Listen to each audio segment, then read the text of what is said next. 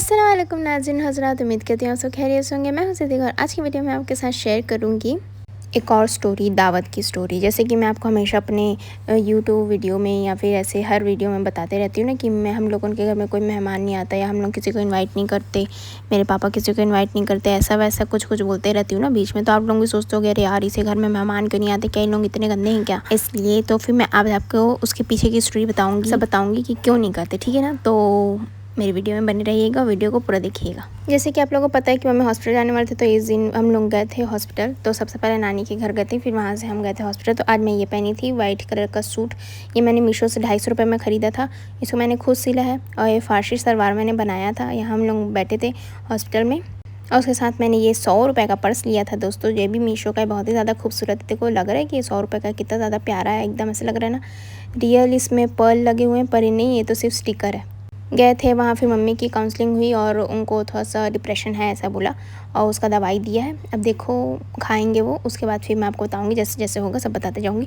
तो अभी मैं आपको बता रही थी कि स्टोरी है ना। तो मेरे जानते में जब से मैं जानी हूँ तब से सिर्फ यहाँ इस घर में सिर्फ 3 बार दावत हुई है दोस्तों। वो भी सिर्फ 11वीं की हुई है 2 बार और 1 बार हम लोग किए थे। तो एक बार जब 11वीं की फातिहा हुई थी तो उसमें क्या हुआ था कि मेरी जब दादी जिंदा थी तो फिर उनके सब लरे जरे सब अच्छे से रहते थे। तब फिर जैसे मेरी दादी ख़त्म हुई, उनके ख़त्म होने के बाद जब हम लोग 11वीं की किए थे तो उसमें जितने जन को हम लोग बुलाए थे आए नहीं, बहुत कम। मतलब अगर हम लोग ना 6 परिवार को बुलाए तो सिर्फ 2 परिवार आया था और जितना हमारा खाना था सब वेस्ट हुआ था। हम लोग गाय को डाल दिए थे, इतना ज़्यादा हमारा किलो में खाना ख़राब हो गया था। उनको सिर्फ 2 परिवार आए थे तो 2 को ही हम लोग ले जाने भी दिए थे ना कि ख़राब ना हो, पर फिर भी इतना ज़्यादा खाना बना था कि वो सब वेस्ट हुआ था। और जब हमारे रिश्तेदार हमको इनविटेशन देते हैं, किसी चीज़ की दावत देते हैं और हम लोग जैसे किसी काम में फंसे रहे, अगर एकदम ही ज़्यादा इंपॉर्टेंट जैसे किसी की तबीयत ख़राब हो गई तो हम लोग नहीं गए, तो उसमें उन लोग बोलते हैं दूसरे बार जब मिलना होता है तो फिर बोलते हैं कि तुम लोग कैसे नहीं आए, अगर तुम लोग ऐसे ही करोगे, रिश्ता नहीं निभाओगे तो तुम्हारी लड़की की शादी में कौन आएगा। ऐसे करके ना मेरे पापा और मेरी माँ को बहुत ज़्यादा डराते हैं।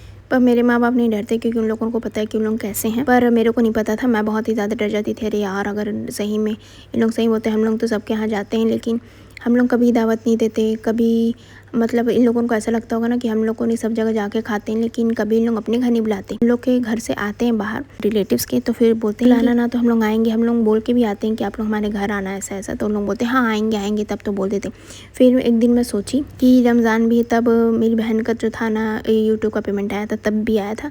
तो फिर जितना आया था उसका तो आधा हम लोग शॉपिंग कर लेते और आधा हमारे पास सिर्फ 5000 बचा था। तो उसमें से मैं सोची ये 5000 से हम लोग रोज़ा खुलाई करवा देते हैं। तो मम्मी के घर वाले को मतलब समझ जाओ बहुत ही क्लोज़ एकदम ना, अब एकदम एक जन का तो मैं नाम नहीं बता सकती, तो मम्मी के बहुत क्लोज़ समझ जाओ आप। तो उतना टाइम सदका का भी मैं पैसा दे सकती थी, जो पैसा था हमारा, पर मैं सोची कि नहीं चलो दावत करते हैं तो सब आएंगे तो अच्छा लगेगा इस टाइप का, इसलिए मैं सबको दावत दी। फिर उस दिन जिस दिन हम लोग बहुत एक्साइटेड थे ना, फिर पापा को भी हम लोग बताया कि हम लोग दावत दिए तो सब आएंगे, तो पापा भी बहुत ज़्यादा खुश हो। फिर पापा भी बहुत सारा ना जो चना वाना था ये सब पापा की याद हम लोग मिल के सब कुछ तैयारी किए, पूरा एकदम डन था। जैसे कल दावत है तो आज रात तक सबका मूड था कि हम लोग आएंगे, हाँ हाँ एकदम तैयारी चल रही है, सब आने वाले हैं। हम लोग भी बहुत ज़्यादा खुश थे, मैं भी अपना पूरा घर वर सब क्लीन, साफ़ बर्तन साफ़ हर चीज़ कर लिए। अब सुबह हुआ तो देखी तो 12 बज गए।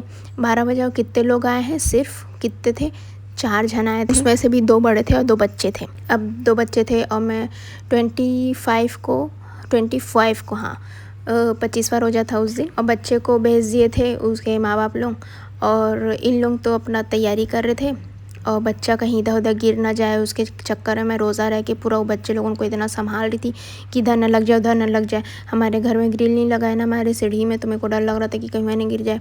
तो फिर उसके बाद फिर वो बच्चे की माँ का फ़ोन आता है और बोलती है कैसा है, खेल रहा है, देखो भैया ठीक से रखना, गिरा विरा मत देना। हाँ भाई, हम तो ठेका लिए ना तुम्हारे बच्चे का, एक तो तुम माँ बाप होकर ऐसे ही छोड़ देते हो अपने बच्चे लोगों को, ऊपर से इतने ज़िद्दी बच्चे। और आप लोगों को तो पता है कि अभी इतनी गर्मी में रोज़ा पड़ा था और मैं रोज़े से थी और मैं उन लोगों को संभाल रही थी। लोग इतना भागा दौड़ी कर रहे थे, धूप में मेरे को लेके गए थे छत में कि चलो चलो, एकदम नंगाई मचा दिए थे कि हम लोग, और छत में जाके बोलते हैं कि हम लोग यहाँ से कूद देंगे।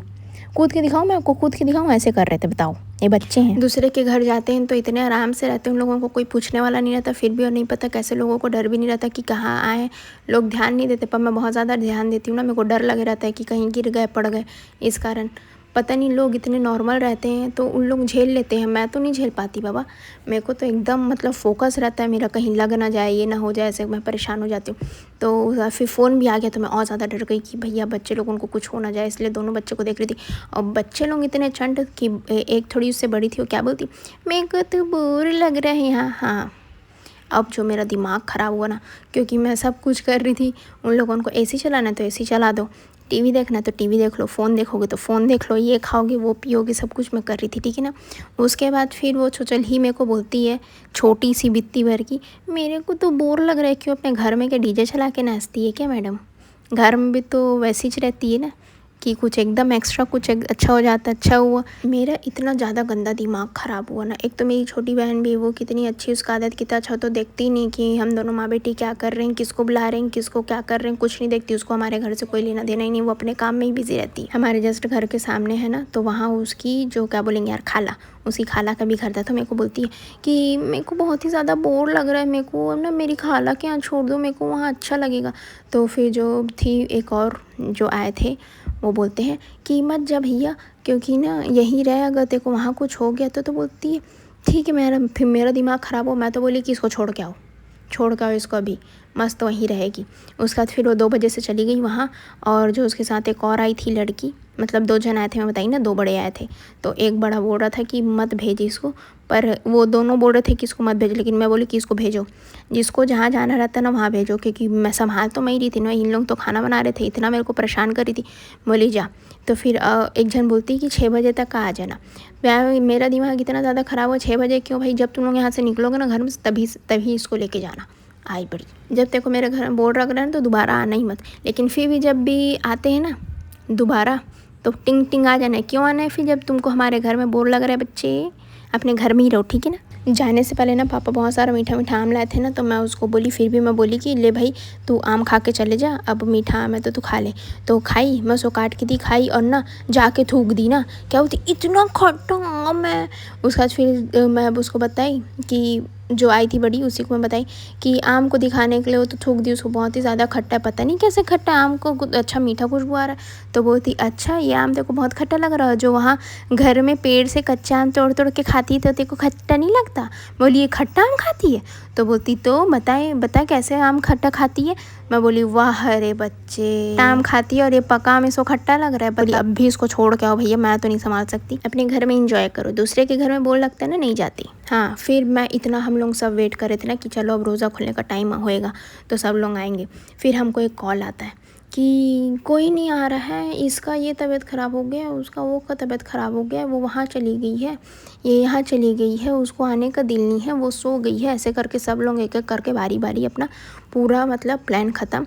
और इतना जो हम लोग दही बड़ा ये वो चना वना इतना ज़्यादा बना के रखे थे, और सब ऐसे ही शरबत अरबत सब ऐसे ही रखा था। बाद में फिर क्या बात हुआ पता है कि हम लोग रोज़ा खुला के रखे और कोई वहाँ तो रोज़ा ही नहीं है।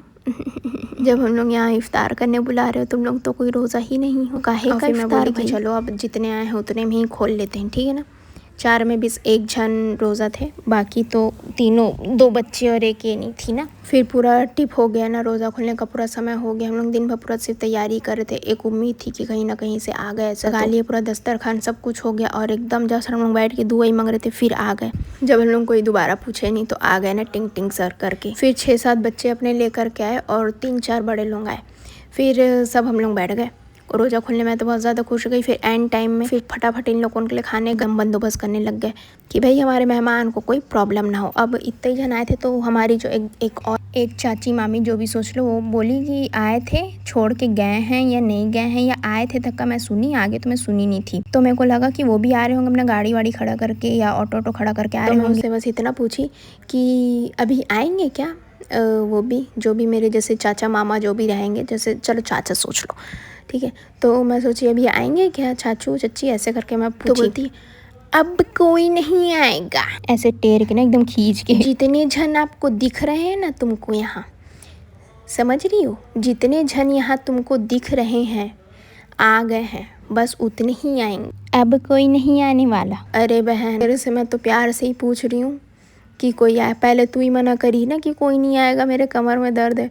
अजय से फिर तू ही बोल रही ना कि हमको छोड़ के गए हैं या फिर आ रहे हैं। मेरे को क्या सपना आएगा? तो मैं तेरे से वही पूछ रही हूँ कि आएंगे क्या, तो मैं उसके लिए भी निकाल लूँ। तो मेरे को ही उल्टा सुना रही है। आज तक जैसे रील वील आता था ना कि मेरे को तो अपने रिश्तेदार पसंद नहीं है ऐसा, तो मैं सोचती थी अरे क्यों पसंद नहीं, रिश्तेदार तो कितने अच्छे होते हैं, मेहमान आते हैं तो कितना अच्छा लगता है, लोग मिलते हैं तो कितना अच्छा लगता है। उस दिन मेरा भ्रम टूट गया दोस्तों। उस दिन मेरे को पता चला हाँ क्यों लोगों को रिश्तेदार पसंद नहीं होते हैं, कि जितने जन दिख रहे हैं ना, जितने जन को आना था उतने ही जन आ गए हैं। अब इससे ज़्यादा कोई भी नहीं आएगा।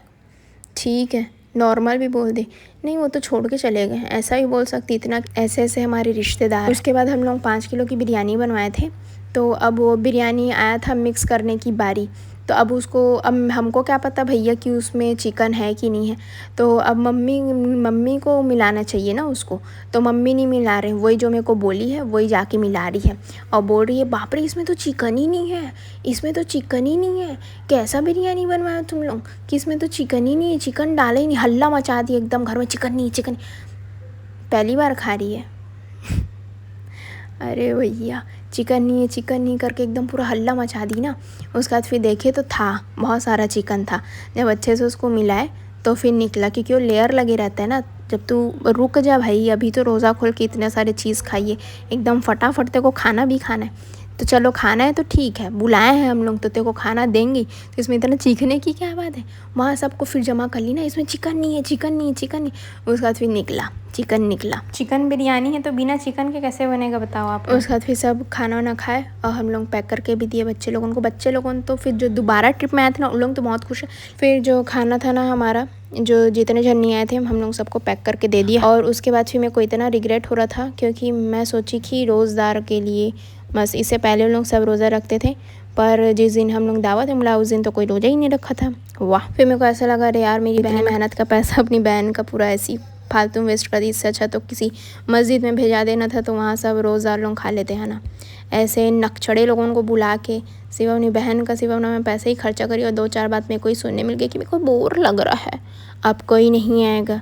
यही सब सुनने बस मिल गया। यही सुनने के लिए मैं और मेरी माँ बहुत ज़्यादा बेताब थे कि जल्दी से कोई हमारे घर में तशरीफ़ लाए, हमको 2-4 बातें सुनाए। फिर मैं सोची छोड़ो, गलती हो जाती है कभी कभी। एक बार मेरे पापा से हो गई, एक बार मेरे मम्मी से हो गई, अब दोबारा कभी भी किसी को भी दावत में नहीं बुलाना है। इनके घर चले जाओ वही बेहतर है, क्योंकि हम अगर इन लोगों का सोच के कि हम लोग ही सिर्फ खाते रहते हैं, दूसरे को तो हम लोग बुलाते ही नहीं ऐसा करके, तो इन लोग पता नहीं कि सोच क्या लेके आते हैं, क्या दुश्मनी क्या लेके आते हैं, ऐसा क्या ही सोच लेते हैं कि हम लोग इन लोग के घर क्यों जाएं, या इन लोग क्या दिखाना चाहते हैं, क्या पता क्या सोचते हैं उन लोग, उनकी सोच है भैया।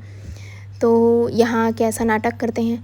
और जब कोई किसी के घर, मैं अपने बगल वाली आंटी लोगों के भी घर में देखी, उनके परिवार आते हैं कितने ज़्यादा अच्छे रहते हैं, सब एक साथ मिल घुल के रहते हैं, इतने दिन वहाँ रुक के जाते हैं लोग। एक टाइम अगर हमारे घर आते हैं तो इतना ताना, इतना बात, इतना अजीब सा रूडली बिहेव करते हैं कि पूछो ही मत। यहाँ तो ताना की बारिश हो जाती है। दूसरे का घर में देखती हूँ वहाँ कितने दिन तक रुक के जाते हैं, कितने अच्छे से जो लोग खाते हैं वही खाते हैं, बच्चे लोग भी कितने ज़्यादा खुश रहते हैं, वहीं रहते हैं और बोलते हैं कि आपके घर आके तो हमको बहुत अच्छा लगा।